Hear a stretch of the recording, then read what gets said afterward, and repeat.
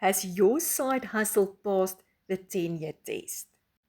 And let me ask you something else. If you stopped working because of any reason, would you still receive income next month, next year, in 10 years' time?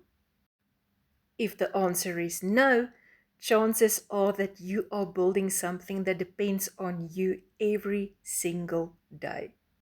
And that is why I was looking for something different, something that is stable and sustainable, something that offers me scalability, not hype, not trends.